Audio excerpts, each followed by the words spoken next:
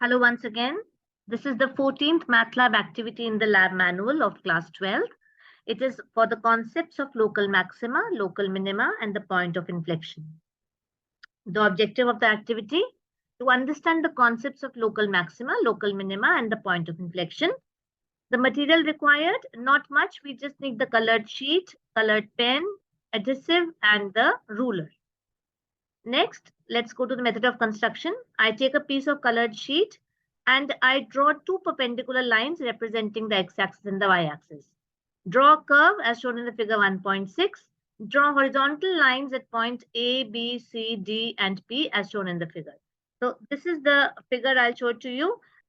I draw the two perpendicular axes, x, O, x dash, and y, O, y dash. Then I draw a curve like this. You can see how I'm marking point A. In the curve, I have marked point B, point C is here, and then point D is here. So this kind of a curve, it need not be exactly the same, but yes, somewhat similar. This is the work of one of the students. She's used thread to draw the figure. You can use a thread or you can take a colored pen also and then draw it. Next, the horizontal lines at point A, point B, point C, point P, and point D. Let us go back to the demonstration. Now, this shows the figure that we had drawn. In the figure, lines at points A, B, C, and D represent the tangents to the curve and are parallel to the axis. Just see the horizontal line at A, at B, at C, and at D is definitely the tangent to the curve. And what kind of tangents are these? These tangents are parallel to the x-axis. Now, because they're parallel to the x-axis, their slope is how much? Their slope is going to be 0. The slopes of the tangents at these points are 0. That is, now whenever the tangent has a slope of 0, it shows that the value of the first derivative of these points is 0. So this is first thing that we have observed, that the value of the first derivative at A, B, C, and D is 0. The horizontal line at P, what about that? The horizontal line at P, this is intersecting the curve, right? And you can clearly see it is intersecting the curve. Points A and B, the sign of the first derivative changes from negative to positive. At A and B, you see, the curve is going like this, isn't it? So the first derivative is changing from negative to positive at A also and at B also. So these are the points of local minima. Whenever the sign is changing from negative to positive, it is the local minima. Let us come to the local maxima point. At C and D, the sign of the first derivative changes from positive to negative. See, it was going towards the top. X, if you take, you're going up positive and then you're coming down. So the sign of the first derivative changes from positive to negative. At D point also, it's going from positive and then it is going to negative. So these are the points of local maxima. So I've got the points of local maxima and I've got the point of local minima. If you take the point P, at P, sign of the first derivative does not change. It is going in the same direction. It is increasing, all right? So the sign of the first derivative does not change. So it is a point of inflection. We have identified the two local minimas and the two local maximas and the point of inflection also. Let us note down the observation.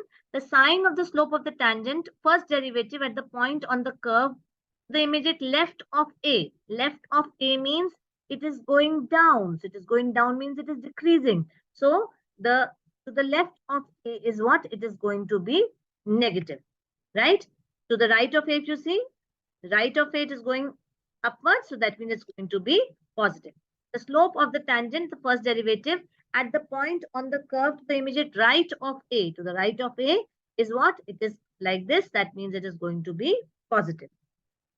The sign of the first derivative at a point on the curve to the immediate left of B. To the left of B also, if you take like this, to the left of B, it is coming down. The curve is coming down. The slope is going to be negative. The sign of the first derivative at the point on the curve to the immediate right of B. Right of B, the curve is going like this.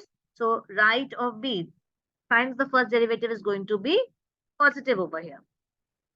Sign of the first derivative at a point on the curve to the immediate left of C. Left of C, if you take the curve on the left of the point C is going up. and therefore I can say that the point, that's the first derivative to at a point on the curve to the immediate left of C is positive. Right of C it's coming down, so it's going to be negative. Let us take point D also. Left of D, it is how much? It is going upwards, it's positive, and right of C, D, it is coming out to be negative. The sign of the first derivative at the point on the curve to the immediate left of D is what? Left of D, the curve is going upwards. So at D point, it is becoming 0. So from on the left of D, it is positive. So sign of the first derivative at a point on the curve to the immediate right of D. Right of D, if you see, it is coming down. So it is going to be negative. Let us come to point P. Point P, on the left of P also it is going, the curve is going up. Right of P also it's going up. So the sign is not changing. So sign of the first derivative at a point immediate left of P is positive and immediate right of P is also positive. Both the ways it is just towards the increase. A and B are the points. So because the sign is changing for A and B too from negative to positive. So it is the point of local minima. And the C and D point, for C and D point, it is going from positive to negative. So it is the point of local maxima. At point P, there is no change in the sign. So therefore, P is the point of inflection. Let us go on to the application. This activity may help in explaining the concepts of points of local maxima, local minima, and inflection. Also, the concepts of maxima and minima are useful in problems of daily life, like, for example, making of packages of maximum capacity at minimum cost. So that's all for the activity. In case you have any doubt, just go to the activity again. I'm sure you'll find it helpful. Thank you so much.